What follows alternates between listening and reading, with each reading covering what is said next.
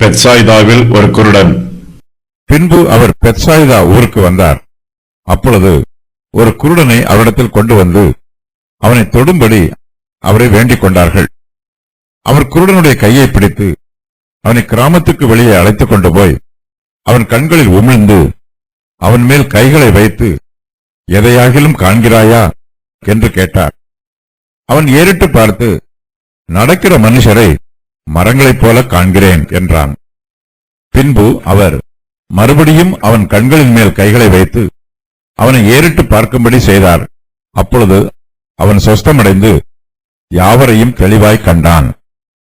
பின்பு அவர் அவனை நோக்கி, நீ கிராமத்தில் பிரவேசியாமலும் கிராமத்தில் இதை ஒருவருக்கும் சொல்லாமலும் இரு என்று சொல்லி அவனை வீட்டிற்கு அனுப்பிவிட்டார்.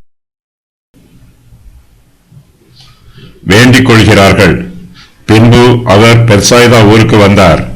அப்பொழுது ஒரு குருடனை அவரிடத்தில் கொண்டு வந்து அவனை தொடும்படி அவரை வேண்டிக் கொண்டார்கள். இயேசு கிறிஸ்து பெத்சாய்தா ஊரில் ஒரு குருடனை குணப்படுத்துகிறார். இந்த சம்பவம் மார்க் எழுதின சுவிசேஷத்தில் மாத்திரமே எழுதப்பட்டிருக்கிறது. மற்ற சுவிசேஷங்களில் இதை பற்றி எழுதப்படவில்லை. ஒரு சிலர் ஒரு குருடனை இயேசு கிறிஸ்துவிடம் கொண்டு வருகிறார்கள். இவர்கள் ஒருவேளை குருடனுடைய சிநேகிதர்களாக இருக்கலாம். இயேசு கிறிஸ்து இந்த குருடனை தொடும்படி அவரை வேண்டிக் கொள்கிறார்கள். குருடனை இயேசு கிறிஸ்துவிடம் அழைத்து வரும் அந்த ஜனங்களிடம் விசுவாசம் தெரிகிறது. ஆனால் தான் குணமாவோம் என்னும் விசுவாசமோ அல்லது எதிர்பார்ப்போ அந்த குருடனிடம் இருந்ததாக தெரியவில்லை. மற்ற சம்பவங்களில் குருடர்கள் இயேசு கிறிஸ்துவிடம் வந்து பணிவோடு விண்ணப்பம் பண்ணுகிறார்கள். தங்கள் கண்களை திறந்து தங்களுக்கு பார்வை கொடுக்க வேண்டும் என்று குருடர்களே இயேசுவை வேண்டிக் கொள்கிறார்கள். ஆனால் எங்கோ இந்த குருடன் ஒன்றும் பேசாமல் சும்மா இருக்கிறான். அவனை கொண்டு வந்தவர்கள்தான் இயேசுவிடம் அவனுக்காக விண்ணப்பம் பண்ணுகிறார்கள். இந்த குருடனைப் போலவே இன்று ஏராளமான ஆவிக்குரிய குருடர்கள் இருக்கிறார்கள். தங்களுடைய ஆவிக்குரிய கண்கள் திறக்கப்பட வேண்டும் என்று இவர்கள் ஜெபிப்பதில்லை. இவர்களுக்காக இவர்களுடைய குடும்பத்தாரும் சிநேகிதரும் ஜெபிக்கிறார்கள். இவர்களுடைய ஆவிக்குரிய கண்கள் திறக்கப்பட வேண்டும் என்றும் இவர்கள் ரட்சிக்கப்பட வேண்டும் என்றும் இவர்களுடைய குடும்பத்தாரும் சிநேகிதரும் ஜெபிக்கிறார்கள். கர்த்தர் இவர்களுடைய ஜெபங்களை கேட்டு தமது கிருபையினாலும் இரக்கத்தினாலும் ரட்சிக்கப்படாதவர்களை தொட்டு ரட்சிக்கிறார். வியாதியஸ்தரை தமது கரத்தினாலே தொட்டு குணப்படுத்துகிறார். தமது பிள்ளைகளின் விண்ணப்பத்தை கேட்டு அவர்களுக்கு பதில் கொடுப்பது தேவனுக்கு பிரியமான காரியம். இயேசு கிறிஸ்து ஏற்கனவே பெத்சாய்தா பட்டணத்தை சபித்திருந்தார். ஆகையினால் அங்கு இன்னொரு அற்புதத்தை செய்ய அவருக்கு விருப்பம் இல்லை. ஆகையினால் அவர் குருடனுடைய கையை பிடித்து அவனை கிராமத்துக்கு வெளியே அழைத்துக் கொண்டு போனார். ஊருக்கு வெளியே அவனை சொஸ்தமாக்கினார். எதையாகிலும் காண்கிறாயா? அவர் குருடனுடைய கையை பிடித்து அவனை கிராமத்துக்கு வெளியே அழைத்துக் கொண்டு போய் அவன் கண்களில் உமிழ்ந்து அவன் மேல் கைகளை வைத்து, எதையாகிலும் காண்கிறாயா என்று கேட்டார்.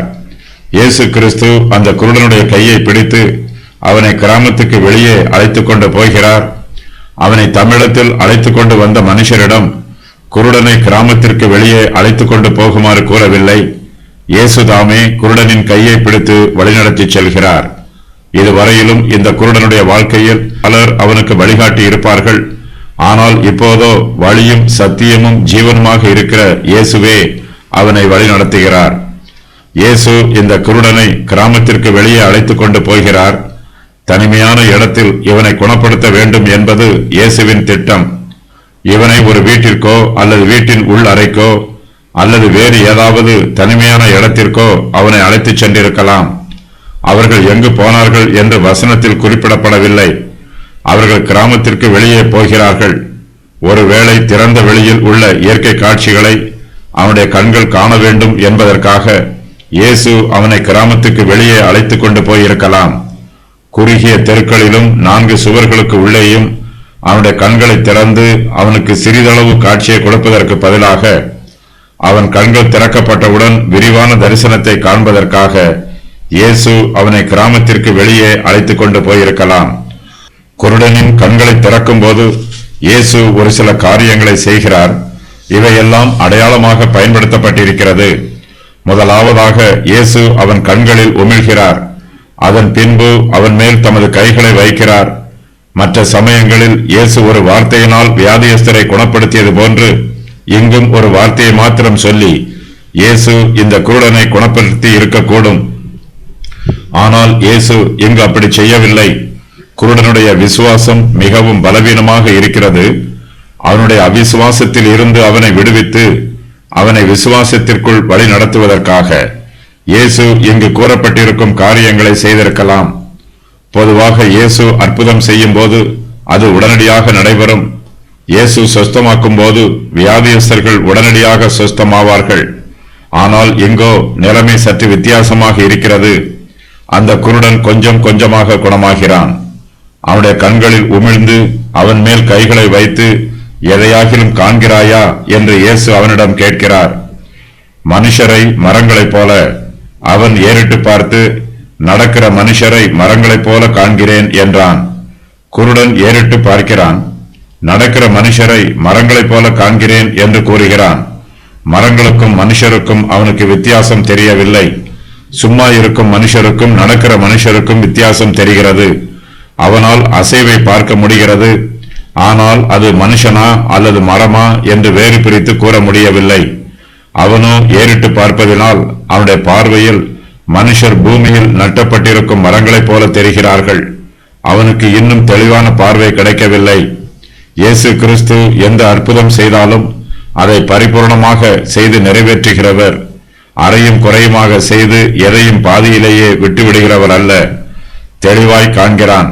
பின்பு அவர் மறுபடியும் அவன் கண்களின் மேல் கைகளை வைத்து அவனை ஏறிட்டு பார்க்கும்படி செய்தார்.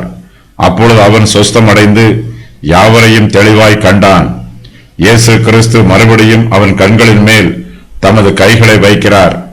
அப்போது அவனுடைய கண்களுக்குள் இருந்த மீதமுள்ள இருட்டு அவனை விட்டு அகன்று போகிறது. அவனை மறுபடியும் ஏறிட்டு பார்க்கும்படி செய்கிறார். அப்போது அவன் பூரணமாக சொஸ்தமடைகிறான். யாவரையும் தெளிவாக காண்கிறான். இயேசு கிறிஸ்து ஒவ்வொரு காரியத்தையும் ஒவ்வொரு விதமாக செய்கிறார். அவர் எதை செய்தாலும் அதை பரிபூர்ணமாக செய்து முடிக்கிறார். பல்வேறு விதமான வழிகளில் தேவன் நமக்கு நன்மை செய்கிறார். பல விதமாக நம்மை பராமரிக்கிறார். இவை அனைத்துமே நமது விசுவாசத்தை வளப்படுத்துவதற்கு ஏற்றதாக அமைந்திருக்கிறது. இந்த குருடனின் விசுவாசத்தின் பிரகாரமாகவே இவன் சொஸ்தமாகிறான். ஆரம்பத்தில் இவனுடைய விசுவாசம் பலவீனமாக இருந்தது. அதன் பின்பு இவனுக்கு ஓரளவு பார்வை கிடைத்தவுடன் இவனுடைய விசுவாசம் பலப்பட ஆரம்பிக்கிறது. அதன் பின்பே இவன் பூரணமாக சொஸ்தமடைகிறான். இவனுடைய விசுவாசத்தின் அளவிற்கு ஏற்ற பிரகாரமாக இவன் சொஸ்தமடைகிறான். இயேசு கிறிஸ்து தமது கிருபையினால் வியாதியஸ்தரை சொஸ்தமாக்குகிறார். நம்மில் அநேகர் ஆவிக்குரிய குருடர்களாக இருக்கிறோம். இந்த சம்பவத்தில் நாம் வாசிக்கும் குருடன் ஆரம்பத்தில் நடக்கிற மனுஷருக்கும் மரங்களுக்கும் வித்தியாசம் தெரியாமல் குழப்பத்தில் இருந்தான். அதுபோல ஆவிக்குரிய குருடர்கள் தங்களுடைய அறிவிலும் ஞானத்திலும் குழப்பமடைந்திருக்கிறார்கள். மரத்திற்கும் மனுஷருக்கும் வித்தியாசம் தெரியாமல் இருக்கிறார்கள். அதிகாலை பொழுதில் வெளிச்சம் மங்கலாக இருக்கும். சூரியன் உதித்த பின்பு நேரம் ஆக ஆக வெளிச்சம் பிரகாசமாக இருக்கும். பிரகாசமான வெளிச்சத்தில் அனைத்தையும் தெளிவாக பார்க்க முடியும். ஆவிக்குரிய குருடர்கள் சத்தியங்களை தெளிவாக காண வேண்டும் என்றால் நீதியின் சூரியனாகிய இயேசு கிறிஸ்துவின் வெளிச்சம் அவர்களுக்கு தேவைப்படுகிறது. இயேசு கிறிஸ்து மறுபடியும் அவன் கண்களின் மேல் கைகளை வைத்தார் என்னும் இந்த வாக்கியத்தை வேத பண்டிதர்கள் பலவிதமாக வியாக்கியானம் பண்ணுகிறார்கள். இயேசு கிறிஸ்துவுக்கு வல்லமை இல்லை.